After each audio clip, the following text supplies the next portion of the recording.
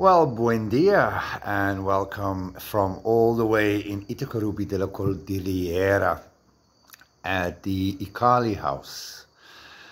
I tell you, I slept last night in a tent in my bedroom with an airbed at my house where we're building.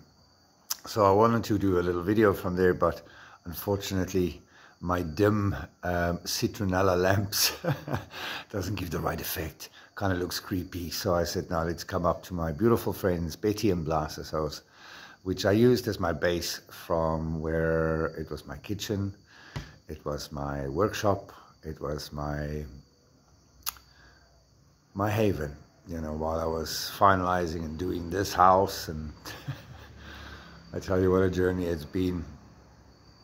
So Susie and I went yesterday on a little bit of a road trip because we had to go meet some people and we had to go have a look at a beautiful piece of land, 10 hectares, also by a stream, lots of water, with about 4 hectares of eucalyptus trees, about 7 years old. See where I'm going.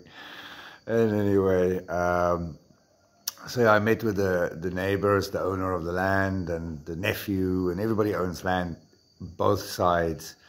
So it's 10 hectares each, and what a lovely experience. But anyway, so we were on our way, little Peugeot packed to the brim. Oh, and here goes Susie and I on our road trip. Obviously, I have all the equipment, I have all the tools, I brought luggage for, obviously, while I'm working here, and food and all the necessities, you know, all the muy necesitas. And anyway, so then Susie's car started giving a little trouble. First we thought, oh, maybe it's just something stupid, like, but then anyway, off we go, the car, and then takes and all these kind of things. So eventually, we got to Itacarubi, unpacked the car and all of that. It was brutal out. I mean, I forgot how hot it can get here. And the first thing that goes through my mind is I have to cut the grass. So after a long and emotional goodbye to the love of my life, off she goes back to Asunción because we have a guest, and then we have more people coming. And she's busy with people's immigration and, you know, helping people get things in order before they arrive in Paraguay. Busy little bee, that one. So this is the first time in, you know, a very long time that we're not together for a while. It was kind of emotional, you know. Feel me, brother. If you've got a good woman, you hold on to her. So, and anyway, so off she goes, and, you know, I just want to connect to the land and to the build site, and off I go with a weed hacker.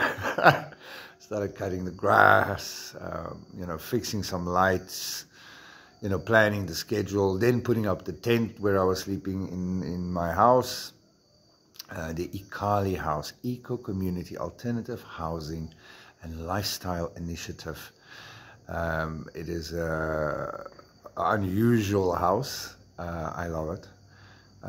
For a small space, it's well insulated. I have no air conditioning in there.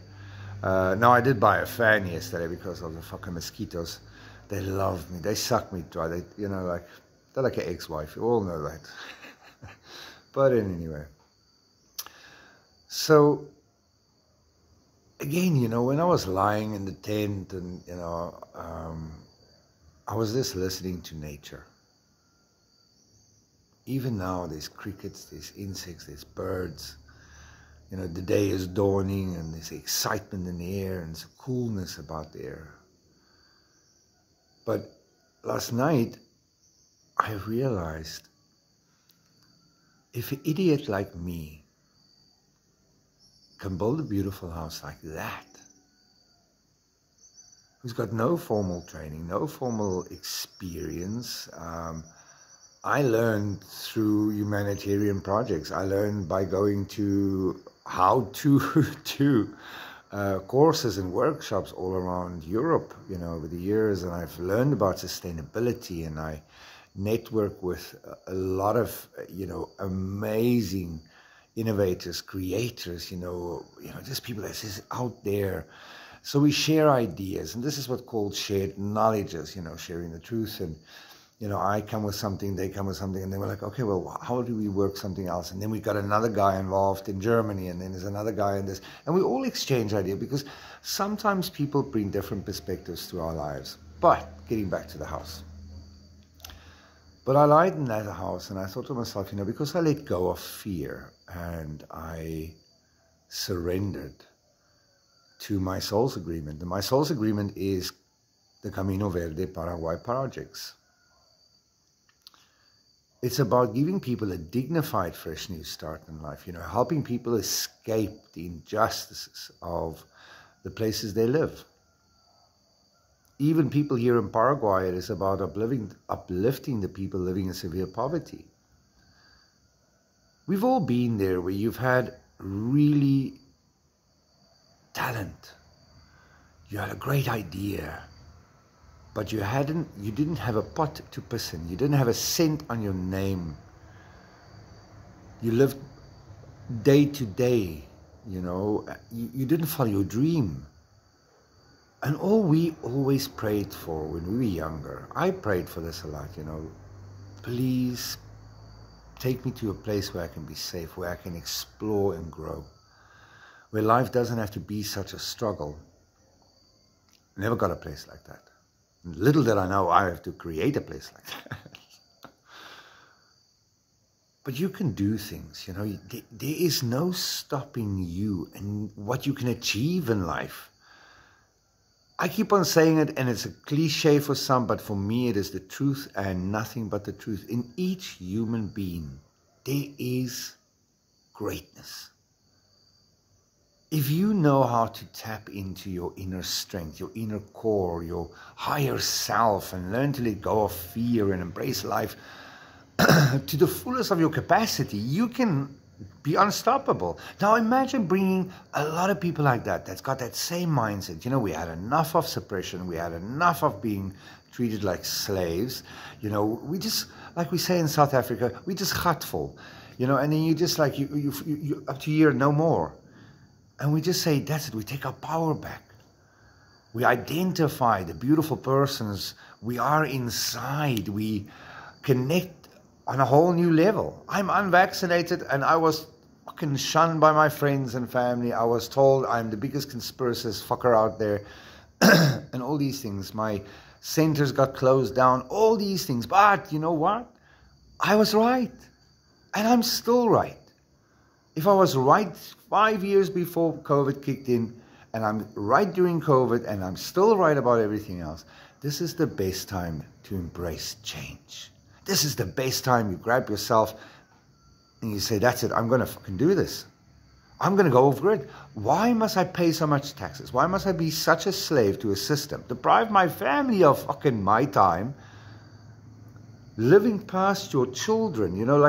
One morning you wake up, they're babies. The next fucking day they're walking. The next one they're asking you for your car keys. I mean, is that life? And all you've done is you tried to provide for them by being a slave. And with all the shenanigans going on, come now, that deserves another sip of coffee. No skeleton mug. It's the countryside. Be civilized. So, this is the time that you have to get out. Please don't live in this disillusioned life that you think you have 3 years, you have 2 years, you have a year. No, come on, hombres. You need to understand the cat's out of the bag with COVID. The cat's out of the bag with so many things. So they have to speed things up, and you can see how the systems are not keeping up.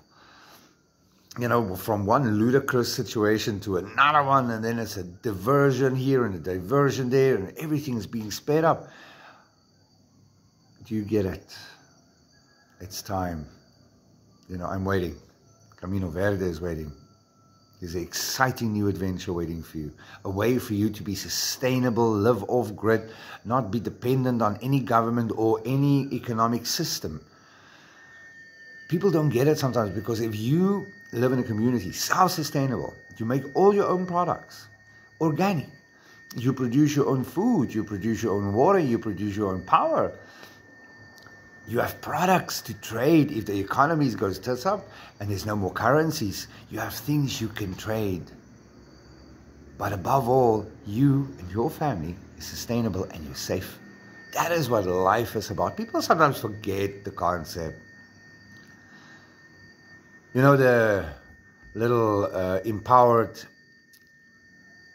crooked people in power, you know, that when they go all to, in Europe once a year, they fly with private jets, that seminar, how to fuck up humanity, Mr. Swappy and his gang, you know, you will own nothing and you'll be happy.